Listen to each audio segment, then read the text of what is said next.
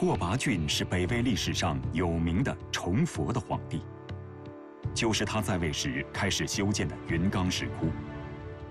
而他的皇后冯氏在这一点上与他极为投合。冯太后出身的北燕，正是南北朝时东北地区的佛教中心。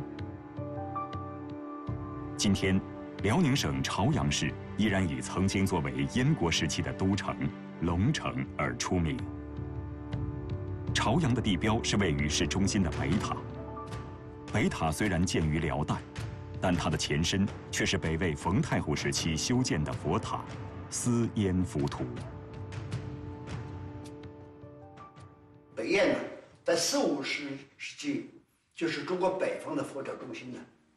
冯氏一家笃信佛教，他的兄长啊叫冯熙，也是一个狂热的佛教文化的推动者。他在驻州建立佛寺70多处，写了16部一切经。所谓一切经就是大藏经啊，当时所有佛经的总汇啊。现在我们大藏经是100卷，写了16部佛经。对佛教的礼敬，包括云冈石窟的兴建，将文成帝和冯太后2个人紧密相连。通常说来，佛教事务是皇后特别关注的一个领域。皇帝本身碍于身份，通常来说是不能，除了那种大规模灭佛了，他通常背后有皇后背景，因为妇女跟宗教的关系的确容易更为密切。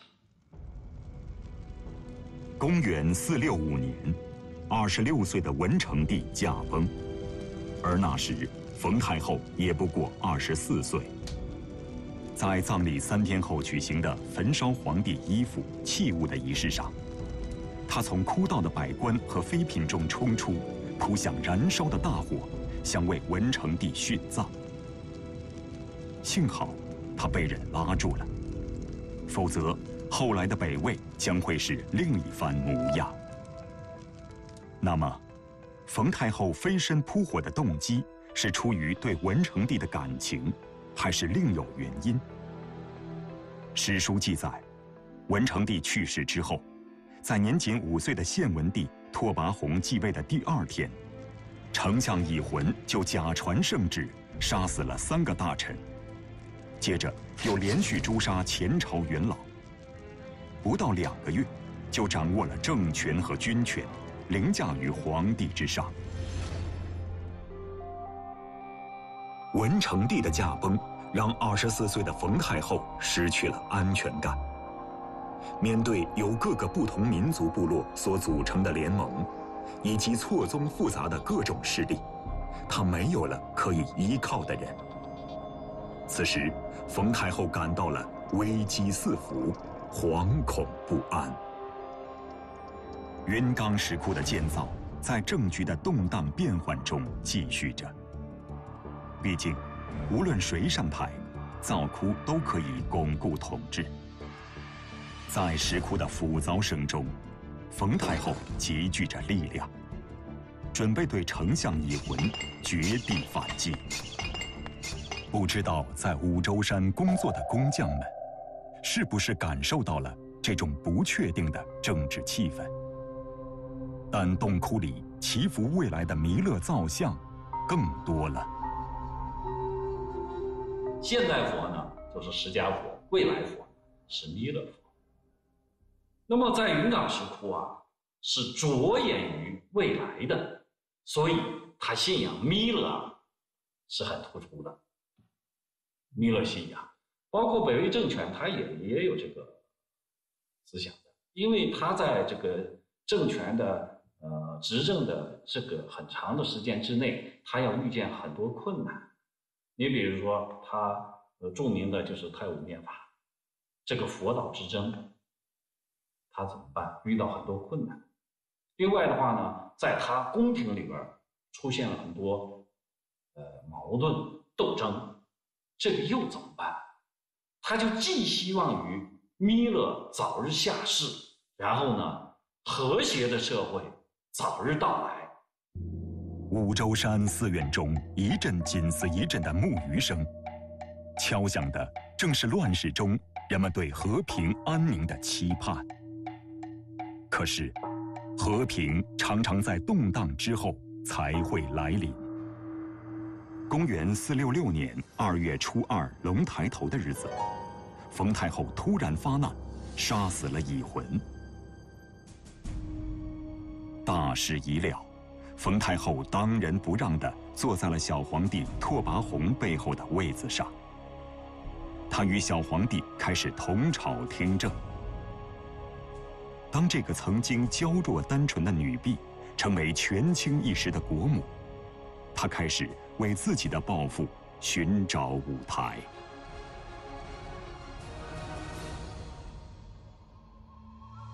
不久，一项在中国历史上起到文化普及作用的重要政策——郡国办学颁布实施。鲜卑人虽然没有自己的文字，但他们在每个郡设立学校，设置博士、助教、生源，让汉文化在北魏帝国扎根。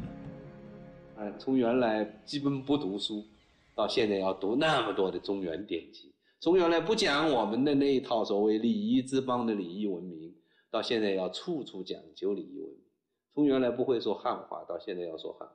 这里面的要发生的变化太多了，每一种变化都伴随着传统与前进方向之间的对立。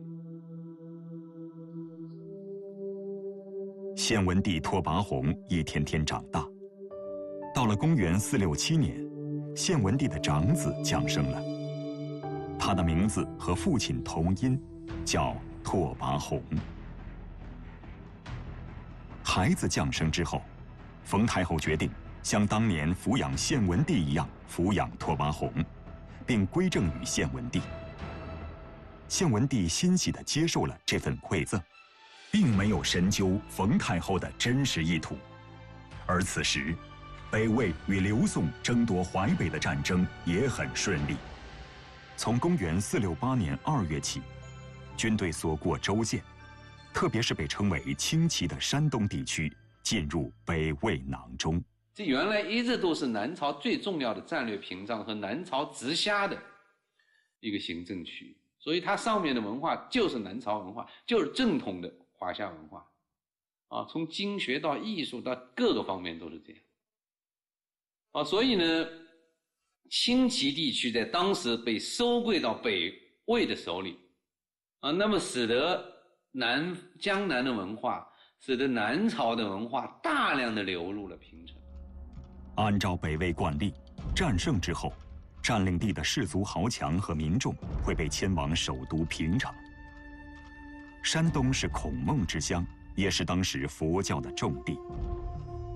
在这些被迫迁徙的人群中，混杂有大量僧人和工匠，这不仅促进了佛教的发展，更为云冈石窟提供了充沛的人力资源。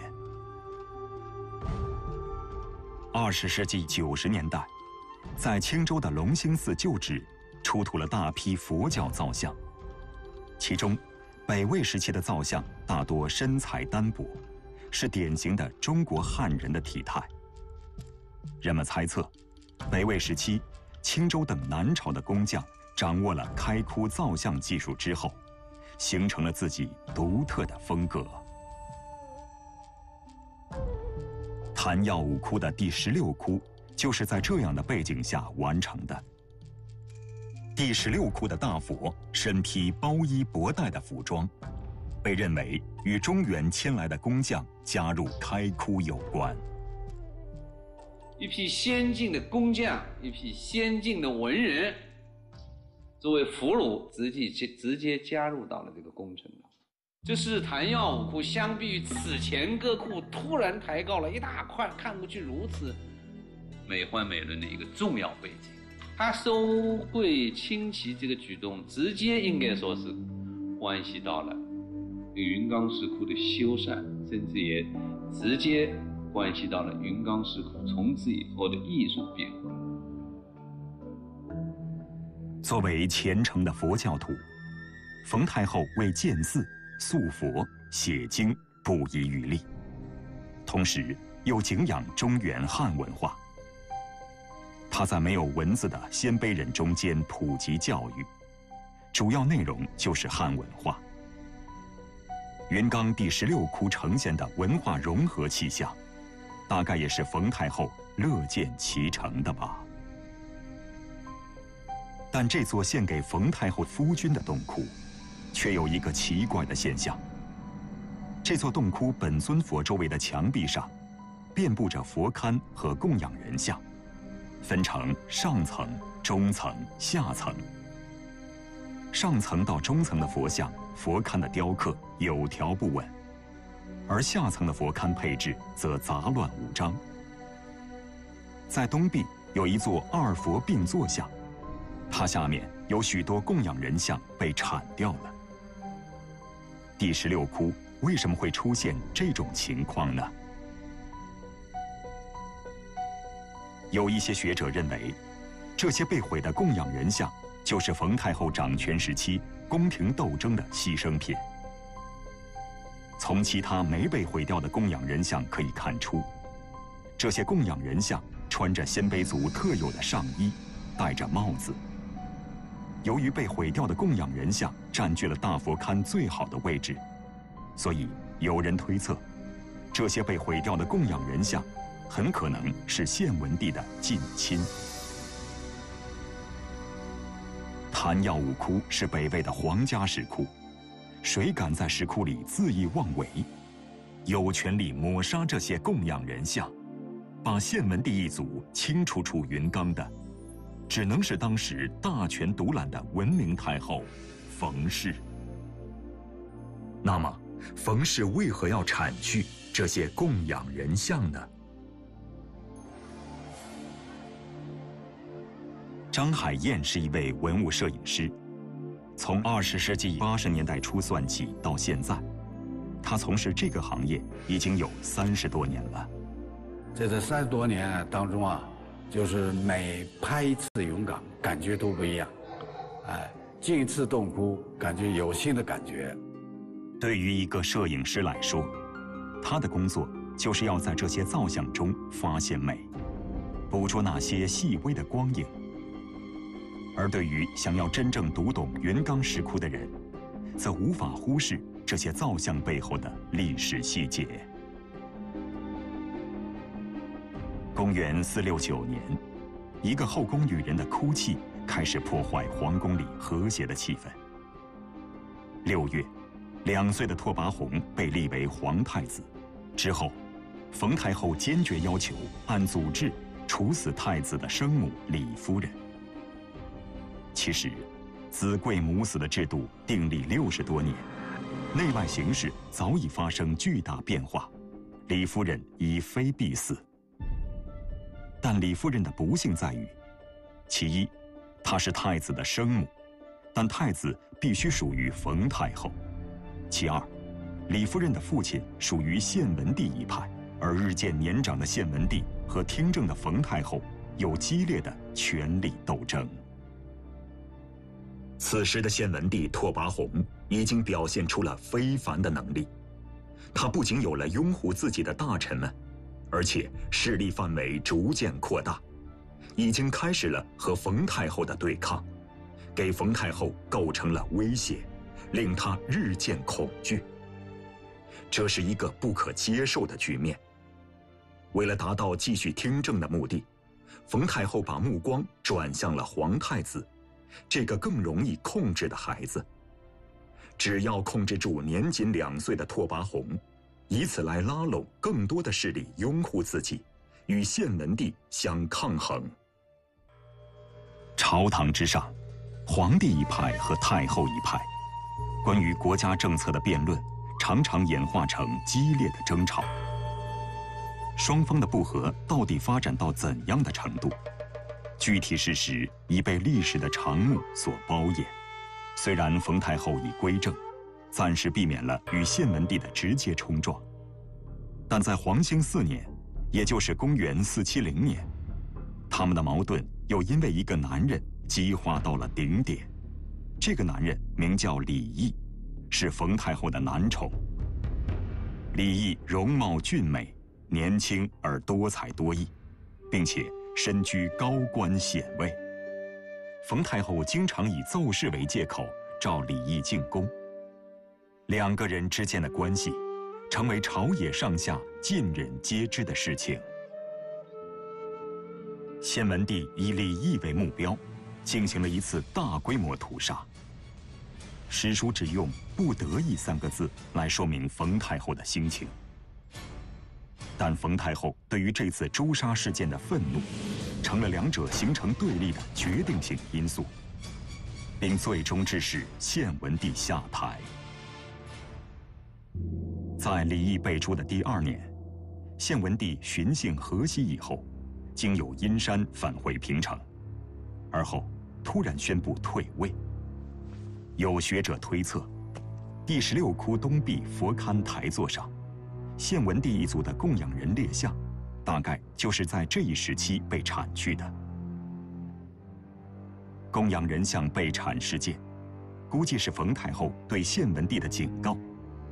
接下来，冯太后以近似威逼的手段迫使献文帝退位，而献文帝则指明让其叔父京兆王作为后继者。然而，这种抵抗被冯太后发动起来的群臣所遏制。主要的问题是出在献文帝。献文帝太稚嫩了，不知道再沉住气一会儿，对吧？不知道再沉住5年气或者3年气，这个局面可能就不同了。冲突的结局最后是，18岁的献文帝被迫让位给自己年仅5岁的儿子，成了历史上最年轻的太上皇。据说，在禅位大典上，拓跋宏悲泣不已，对父亲说：“待亲之感，内切于心。”一个5岁的孩子竟然能说出这样的话，真是让人痛彻心扉。而后，小皇帝登基，号称孝文帝，而冯太后则以铁腕控制着这个孩子。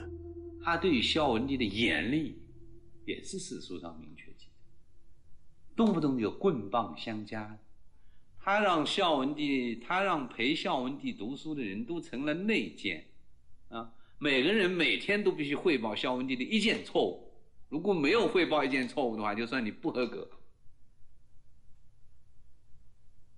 所以你看，他的既是严父又是慈母，这确实就是一种皇帝的养成方法，它不是一种普通老百姓家孩子的养育方法，对吧？这个里面有他的职业特征在里头，也有他或者天然的母性在里头，也有他对于拓跋大魏王朝的这种深远的寄托在里头。让儿子接替父亲的地位，其实是解决献文帝与冯太后日趋尖锐矛盾的一种折中做法。对此，献文帝并不甘心。今天被称为云冈中期的石窟造像，是继昙曜5窟之后建造的。它们有着鲜艳夺目、辉煌华丽的气象。与早期庄严雄健的大象窟相比，造像和洞窟已经向太平祥和的宫殿式过渡了。然而，随着五洲山石窟的大规模营造，北魏的宫闱中却暗流涌动。献文帝已经不常在宫中居住，他在平城北郊另建了一座叫崇光宫的宫殿。崇光宫里高僧大德往来穿梭，直到一座被称为鹿野苑的石窟脱颖而出。20世纪以来，有许多人在寻找鹿野苑。这里距离大同约10公里，眼前的大沙沟在古代是一条河，河边的山上有一座庙宇，它依山面水，是修禅的理想场所。这座庙里的佛像并非北魏所建，但人们却在这里发现了当年的一些蛛丝马迹。这个石窟呢，以后是，发现以后1980年，第一次文物普查时候发现的。当时呢，以后因为这个具体地址呢是在以后大同城北的小石子村，所以我们把它称为小石子石窟。后来呢，经过我们在文献跟以后百位的文献上头记载，对照研究发现以后，它就是以后百位的鹿野园石窟。考古人员找到的石窟共有11个，这是造像窟，位于正中。东西两边各有5个禅窟。这种造像窟形制与云冈早期的昙曜五窟极为相似。除此之外，此地曾是北魏王朝的皇家狩猎宫苑，野鹿成群。崇尚佛教的献文帝就在这里建立起自己的精神家园。到了鹿野苑石窟寺，他开凿了一个供他或者是他的同伴在那儿打猎的时候，在那儿住宿，然后呢，坐在那个禅窟里边修行。那个石窟啊，一共是11个洞窟，其中只有中间的一个洞窟有一个坐过像，其他这边5个，这边5个都是空洞。空洞是干什么的？做人的。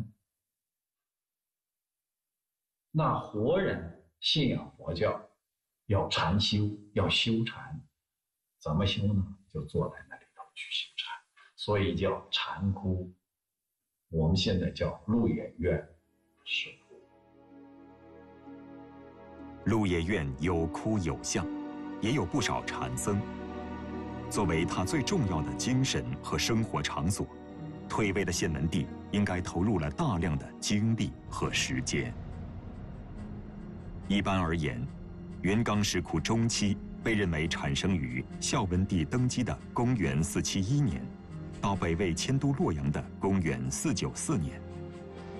但起初的时候，孝文帝尚未成年，显然难以应付如此巨大的皇家建设工程，所以他真正的建设者应该是实际掌权的冯太后。那么，这是否意味着已经禅位的献文帝拓跋宏对云冈事务的介入减少了呢？这里是云冈石窟的第11窟，也属于云冈石窟中期的作品。迎面看到的这一佛二菩萨，并非建于北魏。菩萨修长的身材和漂亮的纹饰，具有辽代雕塑的特征。而洞窟里那些繁杂的壁龛也缺少统一性，看起来像是由2个团队分2次完成的。11窟，它是一个在云冈明明确确经历了2次营凿工程的这样一个洞窟，就是分成最早开窟，中期中途停工，然后到了太和7年重新第2次去补凿。在它的窟的四壁上头也都是凹凸不平，就是随着这个最初留下来那个窟壁的这个平面来去开龛，高了就高了，挖回去也就顺势去再雕凿，没有进一步做这个曲平的这样一个工序。这说明呢，它不是一个统一的造像团队。在第11窟繁杂错乱的背景中，西面的墙壁上出现了一个亮点，这就是宏大而美丽的7立佛像。它们每一尊都有和悦美丽的面容，仪态万方，楚楚动人。第11窟中途停课换人的原因是一个谜，但同时期发生的历史事件可以为这个谜团提供合理的猜测。云冈石窟中期建设的时候，拓跋宏正在营造自己的鹿野苑，然而一块金代的石碑却透露，他并没有撒手云冈。1947年，北京大学考古系教师粟白在图书馆整理书籍时，在清朝人传抄的《永乐大典》中，发现了一段描述云冈历史的文字。它来自早已遗失的一块金代石碑——大金西京五洲山重修大石窟寺碑，也称金碑的石碑。文中考述了云冈石窟的开创始末，并记载了唐代、辽代和金代3个王朝对云冈石窟的修建情况。其中有一句提到，就说是献文帝革兴石窟寺。革兴2个字就是说献文的时期的洞窟一定是不同的，它和谭耀武窟不同。谭耀武窟全部是穹隆顶窟，那么到了献文时期，它要改革革兴，刚好这一组洞窟符合这些条件。我们现在就是假定11窟为代表的这样一组洞窟它是献文时期的洞窟。公元476年7月20日，献文帝拓跋宏离奇驾崩。史书对皇帝死因记述含糊不清，但最普遍的推测是，拓跋宏被冯太后毒死了。而他插手的包括第11窟在内的一批洞窟停了下来，最后竟沦落到亭台破败、荒草萋萋的境地。在文物摄影师张海燕的眼里，云冈石窟的每一尊造像，包括墙上的小佛、菩萨、飞天，都很美。关键是能不能找到一个表现它的角度。这些年，他拍了很多看起来不起眼的小佛像，每一尊都那么动人。这个是白天拍的，因为我也是拍了多次了，各个角度都拍过。然后呢，这个觉得最好的一组就是搭脚手架，在明窗上边搭了脚手架上去以后，斜侧拍了一张照片。这张照片呢，很好的表现了他的冠、发髻和这个佛像的造型。这张照片呢，在国家邮政总局印了邮票。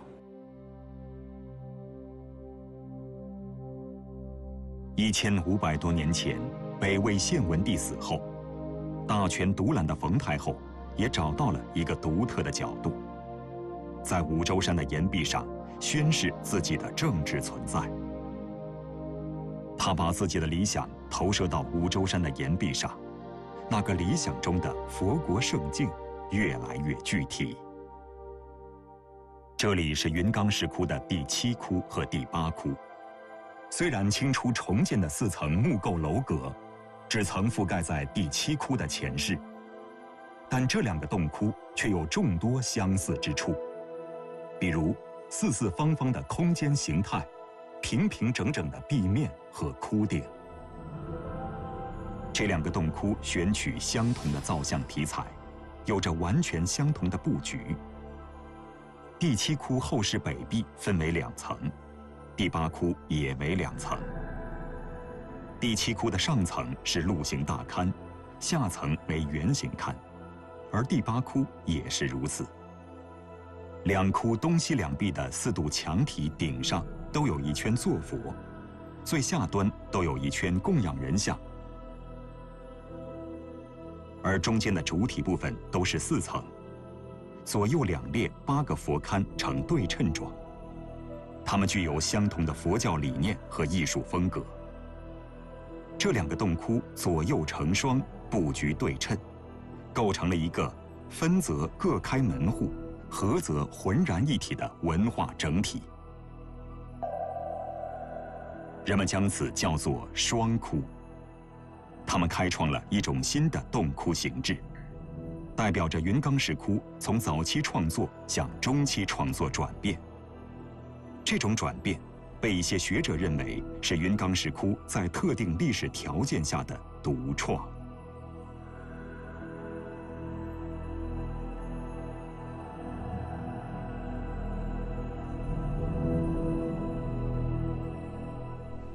所以云冈石窟也非常明显的特点，也开中国石窟的先例啊，叫双窟。辽代在云冈，在石窟前面盖了10个寺庙，辽代14的基础就是云冈石窟，双窟。像五柳窟是个双窟，七八窟是个双窟，9是双窟。双窟它的背后就是秉承二圣这种政治的背景。凡是读过《魏书》的人，对“二圣”两字不会陌生。《魏书》在记录北魏的诸多事件时，都屡屡提到，而他们的对象就是当时的2位执政者，冯太后和他的孙子孝文帝。当然，在二圣之中，真正执掌大权的是冯太后。他布局着云冈石窟，还把自己最着迷的一段佛经故事变成石头上的现实。《法莲花经》中的一个故事让冯太后过目难忘。远古，东方世界宝镜国一个叫多宝的佛发誓称，当他离开人间成佛后，无论十方国土中任何一处有讲《法华经》的，他和他的塔庙就会从地下涌出。后来，当释迦牟尼演讲《法华经》的时候，面前果然涌出一座宝塔，塔中多宝佛盛赞释迦牟尼。随之，多宝佛开启宝塔，分出座位的一半与释迦牟尼同坐。二佛并坐的故事，在佛经中并无十分深邃的含义。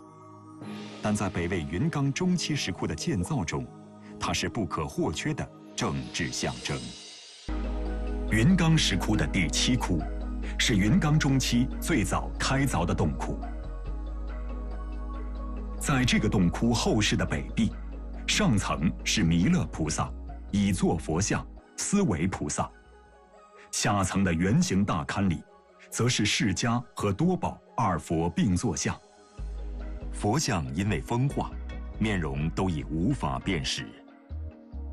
以前，云冈石窟也出现过二佛并坐像，但是把这种造像放在墙壁正中最显要的位置，却是从第7窟才流行起来的。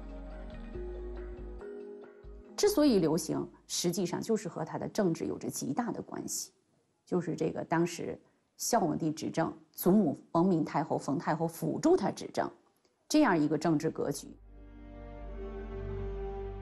第7窟的上层龛是佛教中的现世菩萨，未来佛弥勒。他对下龛的双佛并坐造像，意味着赋予因果意义的暗示。冯太后是实实在在的现世佛，而孝文帝还只能是未来佛。如果与第8窟相关联，它们还意味着一种时态的递进。从第7窟的上层龛的弥勒菩萨，到第8窟上层龛的佛；从第7窟下层的二佛并坐，到第8窟下层的一佛独坐，意味着二圣比肩的格局的改变。这就像一个故事的结尾，孝文帝将成为真正的执政者，而在此之前，他只是像弥勒一样修行，等待成佛的那一天。这也许就是冯太后对佛经的形象演绎。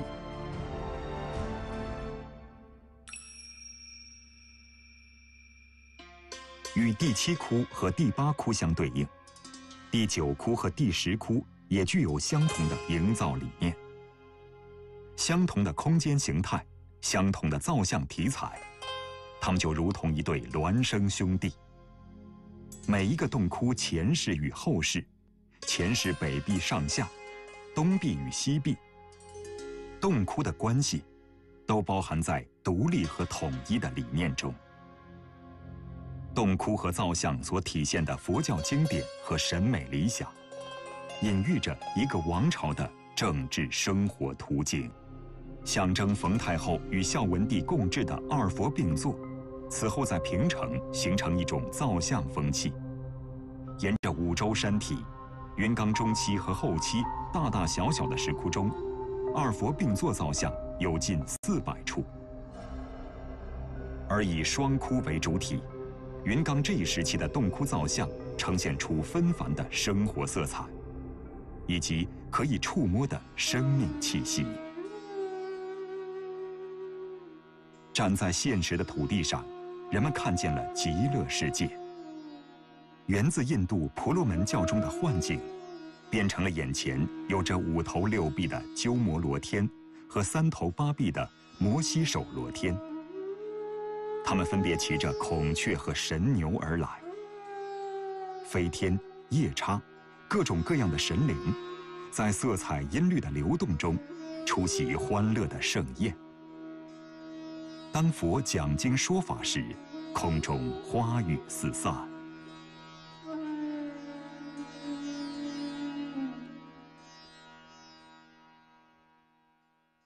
冯太后是冷血沉稳的政治家，但同时也是感性浪漫的女人。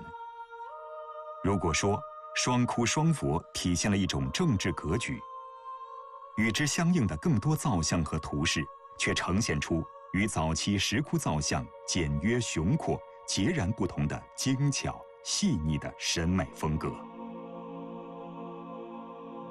女性化是冯太后的感情在造像上的流露，比如，在第7窟南壁拱门的上方，6个被称为供养天的美人翩翩而来，头上发髻如云，笑意沉静，姿态优雅。这种女性形象，在以前的云冈石窟中是少有的。6位供养天下面雕有4位霁月天，腾空欲飞。供养天的娴静和霁月天的飞动，一静一动，上下相对。因为是对称的双窟，第8窟的相对位置也有6位供养天，这里的6位美人，有人单跪，有人交脚，双手也或上或下，表现出一种随意而洒脱的姿态。他们与第7窟的6美人既对称又不雷同，在同一题材中表现出活泼的变化。而下面的霁月天在这里换成了一排前静肃穆的佛子。第7窟和第8窟把细腻雕琢的风气带进云冈。洞窟里无处不体现着精致和仔细。绚丽的佛龛和神情各异的佛像固然华美，但边角的地方也毫不马虎。这座坐佛双脚边的狮子，勇猛威严，是动物雕刻的上乘之作。2个洞窟的窟顶都高难度地雕刻出了飞天捧团联图案。这种被称为平齐藻井的建筑结构，本来是汉魏以来木结构建筑中常见的顶部处理方法，但云冈的工匠们却在离地面12米多的石头上，做了汉化的仿木结构的艺术处理。鹿野苑石窟随着献文帝神秘的死亡成为过去，而云冈石窟作为当权者们挥洒自己意趣的地方，越发辉煌。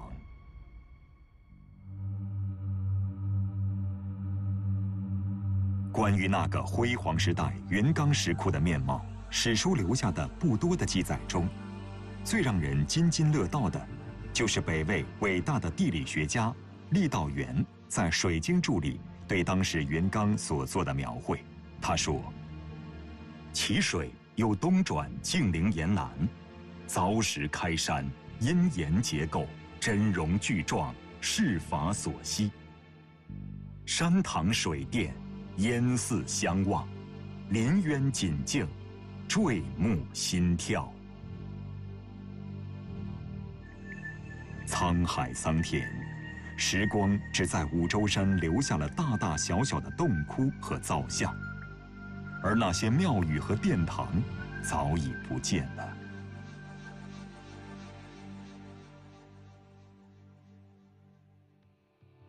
云冈石窟山体的顶部，有一座明代残留下来的古城堡。明代以前，云冈石窟被叫做五洲山石窟寺。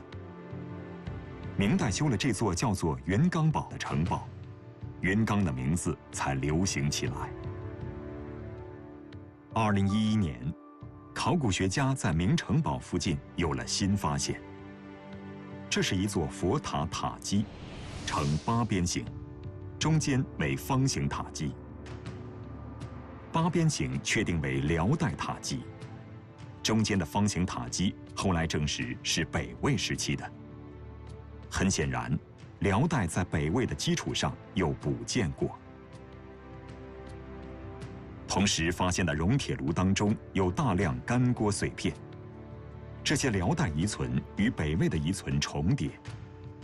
北魏遗物有柱础、瓦当、板瓦、铜瓦等等。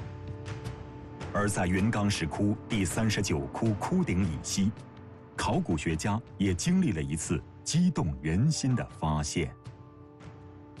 他们找到了面积广阔的北魏寺庙遗迹。寺庙以塔院为中心，包括塔基、不同方向的廊坊，以及烟道和灶坑。面积相当于8、9个标准篮球场大小。这里曾经是北魏僧侣们的生活区和译经场所。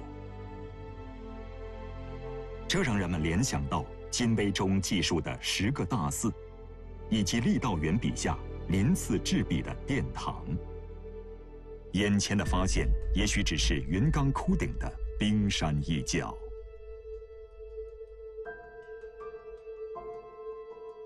沿着满是洞窟的山体自西往东，在山体和干涸的五洲川河故道之间，至今还能看到石窟前壁上密集的洞孔和大量的柱础遗迹。这说明，不仅山顶，就是当时石窟外面也曾经有过大量的木构建筑。根据对古河道的验证，当时五洲河的水位应该在石窟台阶下10米左右的地方。测算起来，窟顶的建筑距水面至少有50米的高度。我们想象，在不同的气候条件下，这些木构建筑和山顶的寺庙倒映在五洲川河面上，应该是很美的。这就是郦道元笔下的山堂水殿吧。云冈石窟第7窟、第8窟开凿的年代，据推测与昙曜5窟相隔并不遥远。理论上，主持者应该仍是昙曜。然而，第7窟、第8窟的造像，尽管在人物艺术造型及其艺术雕刻风格上，与早期石窟有密切的联系，但在洞窟形制、壁面艺术设计布局、造像内容等方面，均与昙曜5窟显示出很大的区别。那么，这些洞窟还是昙曜完成的吗？翻阅史料，可以发现一个令人疑惑的现象：在北魏最重要的记录佛教事业的史书《释老志》中，昙曜的名字自昙曜5窟之后就逐渐消失，最终连生卒年月都无从考证。昙曜多年担任佛教最高官职道人统，后来又叫做沙门都统，将造像事业推向高峰。这样一代高僧怎么会不知所终？对比北魏第1代高僧法果去世时，皇帝亲临葬礼，昙曜晚年记录的缺失令人费解。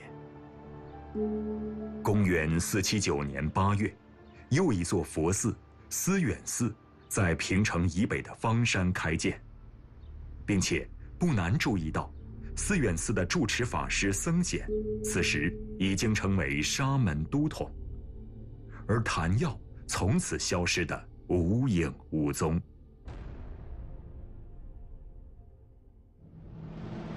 大金西京五洲山重修大石窟寺碑，碑文提到了一位名叫王玉的羌族大臣。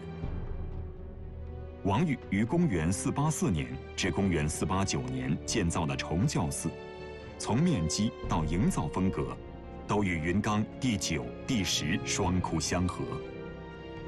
史书记载，王玉是一个深得冯太后宠信的宦官。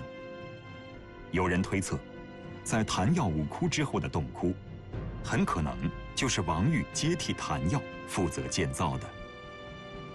云冈石窟由此发生的巨大的艺术上的变化，也就不难理解。按照这样的推理，自第16窟之后，具有开创之功的谭耀，也许就离开了云冈。但无论此后谁担任这座伟大石窟的艺术总监，他真正的主宰，都是那位实际掌控着这个国家的女人——冯太后。这个从政治斗争的磨砺中涅槃的女人，要让这个国家在她的开国皇帝拓跋圭开辟的民族融合和全面汉化的道路上，走得更快、更远。